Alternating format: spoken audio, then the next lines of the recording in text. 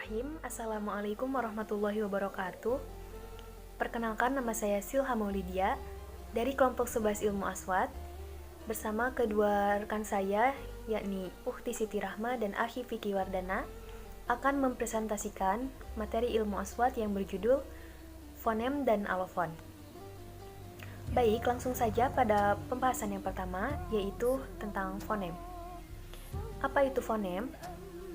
Fonem berasal dari bahasa Inggris, yaitu fonem. Banyak sekali pengertian-pengertian yang merujuk pada fonem ini. Di antaranya, yang pertama, definisi abstrak fonem.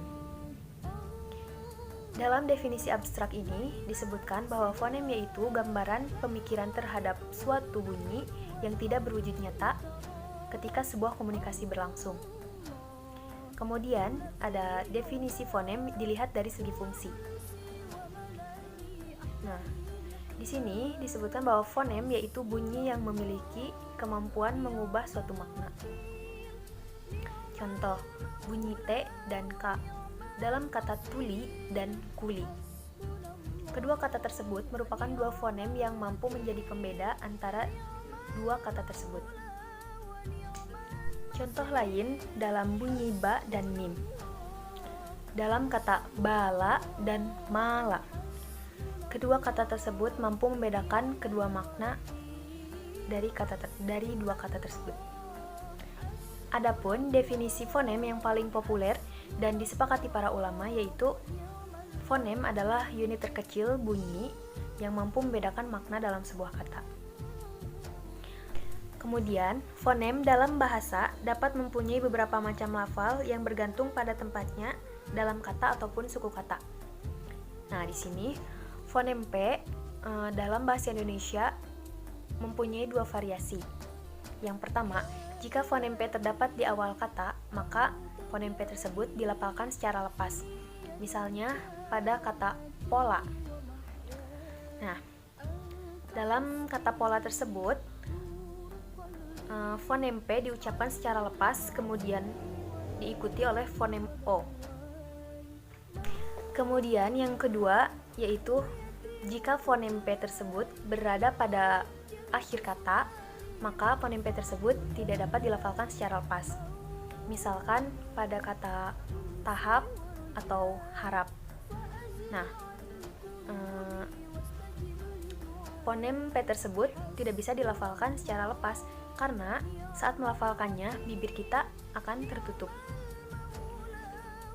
Kemudian, dalam buku Introducing Phonology, Oden menyebutkan bahwa ketika ada dua kata yang hanya memiliki satu perbedaan bunyi, sementara bunyi yang lainnya sama, maka disebut dengan pasangan minimal.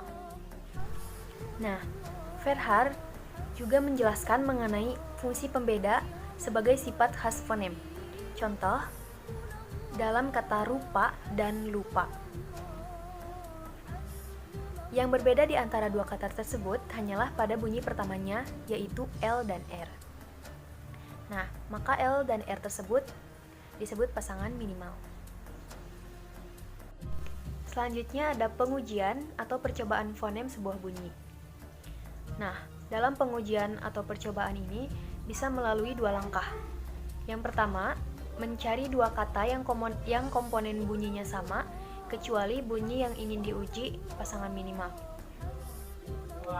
Untuk menguji sin dan sod, kita simpan dalam dua kata yang komponen bunyinya sama atau serupa. Contoh, soro dan saro. Contoh lain, menguji hamzah dan ain. Misalkan dalam kata alimun dan alimun. Di situ berarti komponen bunyinya sama. Hanya ada satu yang berbeda yaitu hamzah dan ain. Maka itu dinamakan minimal pair atau pasangan minimal. Kemudian yang kedua yaitu melihat pada pergantian dua bunyi dalam setiap kata. Apakah pergantian tersebut menyebabkan perubahan makna atau tidak? Jika kedua bunyi tersebut menyebabkan perubahan makna, maka kedua bunyi tersebut adalah fonem. Tetapi jika tidak menyebabkan perubahan makna, maka itu tidak bisa dikatakan fonem. Melainkan itu adalah alofon. Apa itu alofon? Nah, nanti materi alofon akan disampaikan oleh rekan saya. Fonem ada dua macam, yaitu yang pertama fonem segmental dan fonem suprasegmental. Fonem segmental yaitu bunyi konsonan dan bunyi vokal. Kenapa disebut segmental? Karena fonem tersebut bisa dipecah lagi menjadi unit-unit terkecil seperti dalam kata. Kata ba yang bisa dipecah menjadi komponen terkecilnya itu ka fathah, ta fathah, ba fathah. Fonem ini disebut juga fonem bersusun. Karena fonem ini ada dalam sebuah ungkapan dengan bentuk bersusun sehingga membentuk sebuah ungkapan. Kemudian dalam kata menulis. Nah, kata menulis ini bisa dipecah menjadi menulis. Nah, dari sini bisa dipecahkan lagi menjadi lebih kecil lagi, yaitu menjadi M, E, N, U, L, I, S. Kemudian yang kedua yaitu fonem suprasegmental, yaitu fonem yang menyertai bunyi segmental. Nah, fonem ini juga disebut fonem suprasusun. Yang termasuk ke dalam fonem suprasegmental diantaranya adalah tekanan, nada, intonasi, dan jeda. Penempatan jeda dalam sebuah kalimat akan mempengaruhi makna. Contoh, di sini terdapat dua kalimat. Kalimat pertama yaitu Mudirun al-madrasatul jadidah. Sedangkan pada kalimat kedua Mudirul madrasah al-jadidah. Nah, dalam kalimat pertama, maka al-jadidah tersebut ditujukan kepada al-madrasah. Sedangkan pada kalimat kedua, al-jadidah tersebut ditujukan kepada mudir. Nah, sedangkan contoh dalam bahasa Indonesia, di sini pada kalimat pertama, anak pejabat yang nakal. Kemudian pada kalimat kedua, anak pejabat yang nakal. Nah, pada kalimat pertama, nakal tersebut merupakan sifat untuk pejabat. Sedangkan pada kalimat kedua, nakal tersebut merupakan sifat untuk anak. Mungkin hanya itu materi dari saya. Selanjutnya akan dilanjutkan oleh Mufti Siti Rahma. Bismillahirrahmanirrahim. Assalamualaikum warahmatullahi wabarakatuh. Baik, saya akan melanjutkan pembahasan tentang saya masih mengenai fonem, yaitu selanjutnya fonem-fonem dalam bahasa Arab. Nah, bahasa Arab itu memiliki 34 fonem segmental, 28-nya yaitu konsonan dan 6 yaitu vokal. Contoh seperti nama bunyinya hamzah. Dalam penulisan Arab pasti kita sudah mengetahui penulisan Arabnya seperti apa ya hamzah. Nah, dalam penulisan latinnya yaitu huruf A. Contoh di sini hamzah ketika pada awal kata seperti akhwada, terus pada tengah kata seperti sa'ala, terus pada akhir kata seperti bada'a. Selanjutnya nama bunyi ba. Penulisan Arabnya pasti kita sudah mengetahuinya. Nah, penulisan latinnya itu huruf B. Posisi pada awal kata seperti baroka, pada tengah kata seperti sabako, pada akhir kata seperti kataba. Selanjutnya ta. Penulisan latinnya itu T. Pada awal kata contoh seperti taroka, pada tengah kata seperti pataha, terus pada akhir kata seperti mata, dan seterusnya. Selanjutnya kita ke fonem-fonem resmi dalam bahasa Indonesia. Nah, jadi dalam bahasa Indonesia ini memiliki fonem-fonem yang resmi seperti yang pertama ada fonem vokal. Nah, dalam fonem vokal juga ini ada nama-nama ya fonem vokal dalam bahasa Indonesia. Di antaranya yang pertama itu fonem I. Itu vokal depan tinggi dan tak bundar. Mungkin ya maksudnya itu jadi ketika kita mengucapkannya kan huruf I itu kan mulut kita tidak bundar gitu, tidak terbuka sepenuhnya. Di Di sini kan ada fonem e juga. Nah, ini vokal depan, sedang, atas, dan tak bunar juga. Kayak e, kayak gitu. Terus fonem a juga ini vokal depan, rendah, tak bunar. A. Nah, kecuali yang u dan o. Ini ketika mengucapkannya ini vokal belakang, atas, dan bundar. Contohnya kayak gini. U, bukan ini mulut kita terbentuk bundar gitu. Terus yang o, vokal belakang, sedang, dan bundar juga. O, kayak gitu. Kemudian lanjut ke fonem diftong. Nah, fonem diftong ini diantaranya yaitu kata ai, au, dan oi. Nah, jadi ketiganya ini dapat dibuktikan dengan pasangan minimal. Kayak kata ketika kita mengucapkan kata gulai ya, kan ditulisnya gulai. Nah, namun ketika kita mengucapkannya bukan gulai, melainkan dengan ai, jadi gulai, kayak gitu yang benarnya, gulai. Terus kata kayak kata pulau, kan itu pulau ya, pulau. Dalam tulisan kayak itu pulau, tapi ketika kita mengucapkannya dengan au, jadi pulau, yang benarnya seperti itu. Terus yang satunya lagi yang oi ya, yang oi. Nah, kan kalau dalam tulisan kayak sekoi ya, sekoi tulisnya, tapi ketika kita mengucapkannya itu jadi sekoi, jadi kayak gitu. Lanjut ke fonem konsonan. Nama-nama fonem konsonan itu dalam bahasa Arab sebagai berikut ya. Di sini ada 18, banyak. Mungkin saya tidak akan menyebutkan semuanya. Ya, diantaranya seperti konsonan bilabial hambat bersuara itu seperti huruf B. Terus konsonan bilabial hambat tak bersuara seperti P, kayak gitu. Konsonan bilabial nasal seperti M. Konsonan bilabial semivokal seperti W, dan seterusnya. Selanjutnya, realisasi fonem. Jadi, realisasi fonem itu sebenarnya sama dengan bagaimana fonem itu dilafalkan.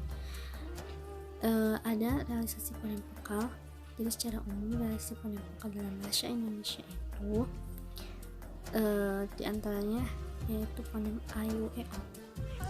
Jadi fonem a, i, u ini direalisasikannya ada yang dua realisasi ataupun secara umum.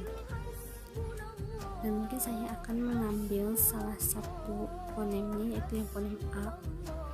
Fonem A itu secara umum direalisasikan sebagai bunyi baik pada posisi awal kata, tengah kata, maupun akhir kata. Contoh pada kata aku ya. Nah, kata aku itu fonem A-nya di awal. Terus pada kata dan itu fonem A-nya di tengah, dan pada kata apa, pada kata apa itu fonemnya ada di akhir. Ya, lafal fonem konsonan. Di sini kan selain dari yang fonem vokal tadi yang a, i, u, e, o, jadi dalam lafal fonem konsonan ini selain dari yang tadi ya, di sini lumayan banyak, namun saya tidak akan membahas semuanya, jadi hanya beberapa saja. Contohnya pada fonem B ya. Nah, fonem B ini jadi direalisasikannya itu sebagai bunyi B apabila berada pada awal silabel, baik silabel terbuka ataupun silabel tertutup. Ya, mungkin apa sih maksud dari silabel tersebut ya? Jadi silabel itu yaitu suatu unit pembentuk kata yang tersusun dari satu fonem atau urutan fonem. Itu contohnya kan dari kata kamus lah. Kamus itu dari fonem K dan mus ya, kayak gitu. Maksudnya terdiri dari dua suku kata gitu ya, K dan mus gitu. Namun silabel ini juga sering dianggap sebagai unit pembangun fonologis kata yang karena dapat mempengaruhi ritme suatu kata. Di sini kita kasih contoh kayak bagus, kata bagus. Nah, ketika melafalkan suatu kata bagus tersebut ya, si fonem B-nya itu biasa gitu kan, bagus.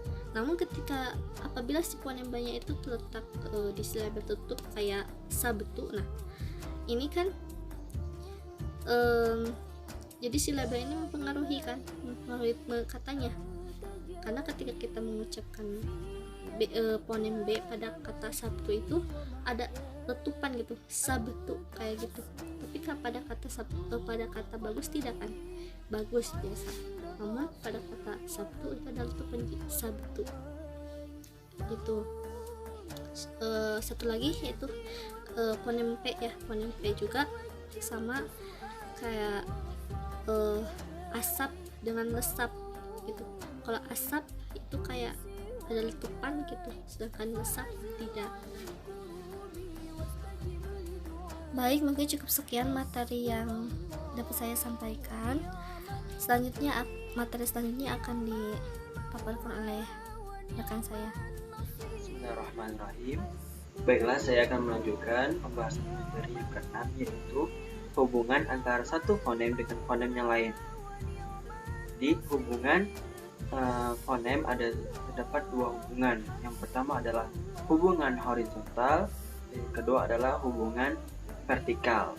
Nah, hubungan horizontal yaitu fonem yang berturut-turut dan berkesinambungan dengan fonem yang lain secara horizontal dari kiri ke kanan dalam bahasa Indonesia dan dari kanan ke kiri dalam bahasa Arab untuk membentuk suku kata. Lalu suku kata tersebut berkesinambungan membentuk sebuah morfem. Lalu morfem tersebut berkesinambungan membentuk kata, seperti kata masjidun. Kata tersebut tersusun oleh beberapa fonem sebagai berikut: mim fathah, sin, jim kasroh, dal dhammah. Lalu mas, jim, dal, lalu menjadi masjid. Nah, dalam bahasa Indonesia secara horizontal itu dieja dari sebelah kiri ke kanan. M A S J I D, lalu masjid, sehingga menjadi kata masjid. Yang kedua adalah hubungan vertikal. Hubungan vertikal yaitu hubungan yang nampak ketika satu tempat fonem diganti oleh fonem yang lain di dalam sebuah kata, baik di bawah, di tengah maupun di akhir, sehingga dengan pergantian fonem tersebut menimbulkan makna yang berbeda. Contohnya antara K dan G. Nah, dalam bahasa Indonesia ditempatkan contohnya jika di pertengahan cakar, itu di pertengahan, K-nya di pertengahan. Nah, kalau diganti fonemnya dengan fonem yang lain ke G, jadi cagar, sangat mempengaruhi makna. Jadi ketika fonem diganti oleh fonem yang lain akan menimbulkan makna yang berbeda, baik itu di awal, di tengah maupun di akhir. B. Alofon. Secara bahasa itu ataupun dalam Kamus Besar Bahasa Indonesia mengemukakan bahwa alofon adalah fonem berdasarkan posisi di dalam kata. Jadi posisi-posisi dalam kata itu adalah alofon. Misal, fonem pertama pada kata kita dan kata secara fonetis berbeda, secara penulisannya berbeda, tetapi masing-masing adalah alofon dan fonem. Menurut Anneke Nijt dalam bukunya Universal Phonology mengemukakan bahwa bunyi yang merupakan wujud lahiriah fonem disebut alofon. Nah, jadi alofon bukanlah fonem, tapi melainkan realisasi dari fonem. Jadi perubahan-perubahan kata di pertengahan, baik itu di awal, di akhir, itu menjadi pengaruh besar kepada maknanya. Nah, adapun menurut Verhaar menyebutkan bahwa kemunculan alofon sebagai variasi dari sebuah fonem disebabkan oleh lingkungan fonem tersebut. Adapun pula alofon adalah pembedaan realisasi pelafazan fonem karena posisi yang berbeda dalam kata. Misalkan fonem B dalam bahasa Indonesia dilafalkan pada posisi awal, contohnya besar, dan apabila di tengah jadi kabel. Berbeda dengan fonem ini pada posisi akhir, jawab. Nah, jadi ada di awal, ada di tengah, dan di akhir. Nah, kesimpulannya, dari pengertian dan contoh di atas dapat diambil kesimpulan mengenai fonem dan alofon dalam bahasa Arab maupun dalam bahasa Indonesia. Jika fonem bersifat fungsional, tidak berubah makna, maka lain halnya dengan alofon, karena alofon tidak bersifat fungsional, jadi maknanya bisa berubah. Jika fonem dapat diidentifikasi dengan pasangan minimal dan kontras, maka alofon tidak dapat diidentifikasi ketika bunyi alofon dirangkai dengan bunyi yang lain. Jadi fonem satu diganti dengan fonem lain akan menimbulkan makna yang berbeda. Di bunyi alofon dapat dipertukarkan di tempat yang sama, sedangkan fonem tidak. Fonem bersifat abstrak, sedangkan alofon berabstraksi. Bentuk abstraksi dari alofon adalah fonem. Nah, mungkin mudah-mudahan teman-teman semua bisa memahami penjelasan ini. Semoga kita dimudahkan dalam memahami pelajaran, menerima ilmu, dan dijauhkan dari kemalasan. Mungkin cukup sekian yang dapat kami sampaikan dari kelompok 11. Semoga bermanfaat khusus bagi kami sendiri dan secara umum bagi teman-teman semua. Ucapkan terima kasih banyak. Wabillahi taufiq wal hidayah. Wassalamualaikum. قل ونادي حسبي الله